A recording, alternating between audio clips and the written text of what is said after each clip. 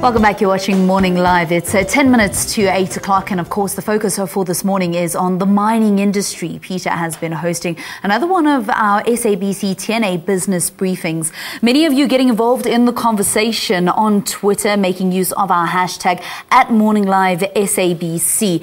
Big M says mining, the government is too lenient to mining houses. For example, Botswana government owns stakes in mining.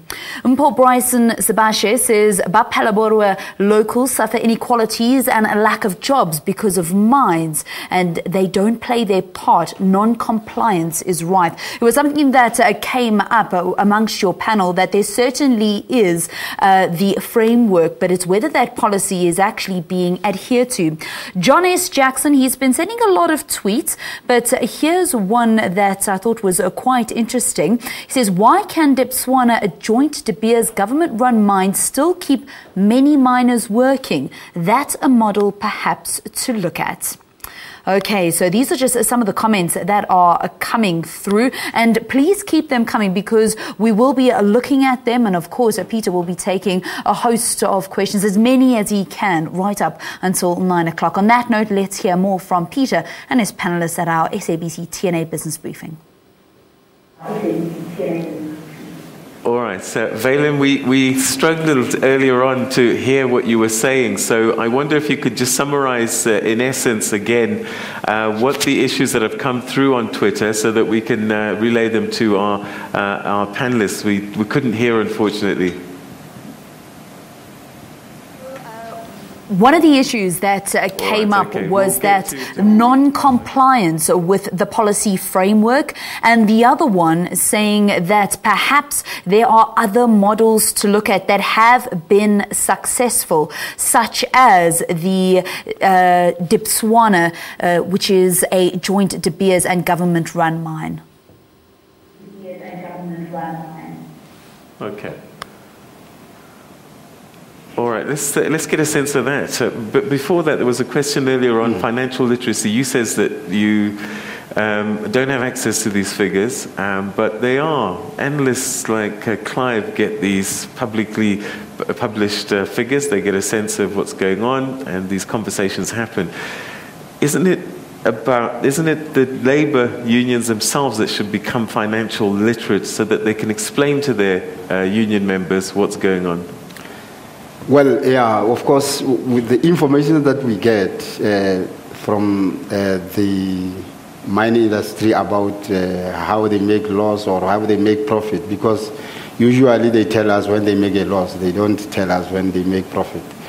We tell it to workers. I mean, this financial literacy is not much more difficult because workers understand that if he earns 5,000, it's the lowest kind of a salary, because the collective position of workers is their conditions and the salaries that they are earning. It is not because they don't understand they don't understand the kind of finances problems that management is experiencing. All right, so let me put this to you now. A mining house says to you, if we give you this amount of money, we are going to shut down the mine. And they can do that because they've got a global business, and they'll open it later on when the commodity prices come up. What do you do in a situation like that? Isn't half a loaf better than none at all? If the situation is like that, we are able to motivate workers, if we are sure about that. An example is Sandton, which has already closed now. The CEO said it, Mr. De Villas, to say, we will close the mine if we can give the percentage that you are willing to get now. And you must know that we represent people. If people say that we want that percentage, we cannot force them to say, you must accept what management is giving. Well, we tried to motivate. It was in 2012. To motivate to them to say, no, management said if they give this, they will close the mine. But workers wanted it. And when workers wanted it, then we represent them and we lead them. But they gave it, and 6 months down the line, the mine was closed. So now they're unemployed. So now they're unemployed. They didn't win in the end. I beg your pardon? I said now they're unemployed. They didn't win in the end. Yeah, they are unemployed now.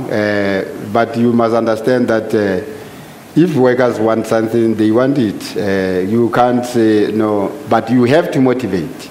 We motivate and say, this mine is running at a loss. Because, of course, that one of Bafokeng, we did understand its situation. It was previously owned by different companies, and they were unable to run it for a profit. So we did have an information about it. We tried to explain it, but... okay. Mamokgethi, is there a problem between union leaders and labor, the workers they represent? Because I get a sense sometimes that they are perhaps not communicating everything the way that they should. It would take extraordinary dishonesty to say that there is no problems. We have seen it over the past 3 years that the social distancing between those that are elected to lead the workers and the workers that they represent. And therein lies the challenge. And hence we are seeing this changing in behavior and pattern, but also the transitioning of South Africa's labor movement itself to say that it speaks to a greater soul that says we are unhappy as workers with those that have elected to lead us. And so we will agitate for change if what we are raising is not attended to.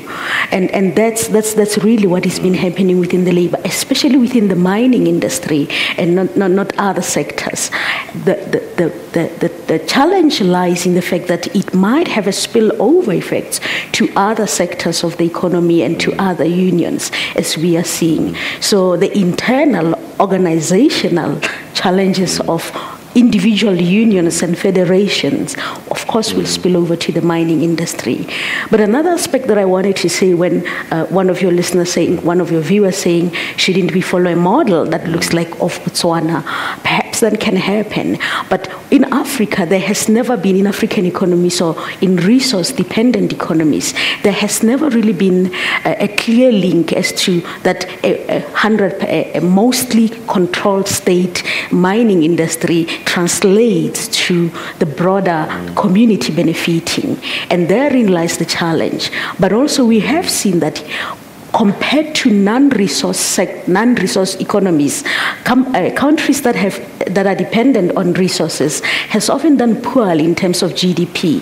They might sustain a bit of growth over time, but they have failed to translate it to long-term prosperity for overall societal benefits. And this is where we really, now that there seems to be a downturn in commodities, in mining, this is some of the key issues that we should really look at as South Africa, as policymakers, to say, what are we going to do different when the cycle corrects itself? All right, very quick reply. You as leadership of unions are more concerned about staying in power than actually dealing with the issues on the ground? No, it's not the issue of staying in power. You understand that we have been saying that since the mining industry, invention of mining industry in South Africa, workers were treated as slaves. They were poorly paid compared to their counterparts in other parts of the world. So the workers in South Africa, the crisis of workers in South Africa, it is because of the salaries that they are in is very low. And the mining companies has been making a lot of money during the time of apartheid, and when they make a lot of money, they did not invest that money to revive the mining industry. They took money outside the country. Even today, a lot of money are being invested outside South Africa. So the crisis here is that workers are low paid. And if you represent a person who is low paid, and you say to him that you can't receive this because of this and this and this, you have to understand that that person... They'll throw you out of power. If you can't deliver that percentage they're demanding, they'll vote for someone else. No, we are a democratic kind of an organization. I mean, you go to election, you are elected or you are not elected. is democratic. I mean, our constitution... So are you not promising more than you can deliver? No, we don't promise. We don't promise because we tell workers what is happening from the mining industry. The union does not own any resource to promise to workers. Okay. Yeah, we take information from those who have resources. Okay, let's get a sense of what this room is thinking about this conversation. Let's start on table number 10, where we'll find Marcus Masemola. Table number 10, Marcus Masemola. Thank you very much. My name is Marcus Masemola. I'm a young person coming from Steve Chwete local municipality in Mpumalanga. Mine is just it's a plea to our government. Because as we are listening here to Clive and Mamokgethi and the leadership there, it seems that our government is the one that must put a yardstick and make sure that they hold these mining sectors accountable. Mm-hmm. Because correctly to say that these mining charters and what so forth, it has proven that some of the mining companies don't comply.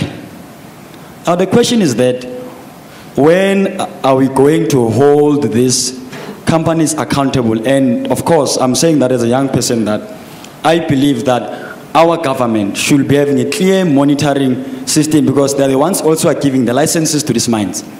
So what are the conditions of these mines and who follows up after giving the license to say that these people, they do comply?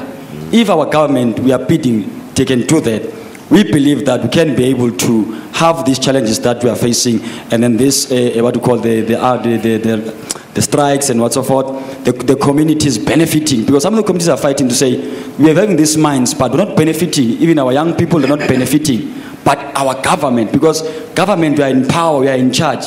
You are the one who gives license, you can also not give if someone does not comply.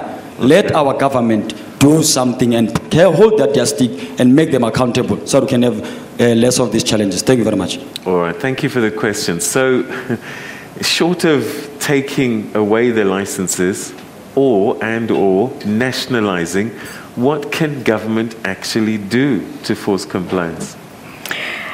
Look, any social outcome is determined by the interaction between the state of nature given to the decision maker and the decision taken by the decision maker. And one of the challenges that we are facing with South Africa is that in the mining industry especially is that there are internal and external factors contributing to this. However, we have seen where decision makers, and this would be policy makers, therefore government, there has to be a judicious choice of development strategies. I mean, if you look at the Asian countries, how they moved forward, they took a bold decision to change their economic model and move to something else.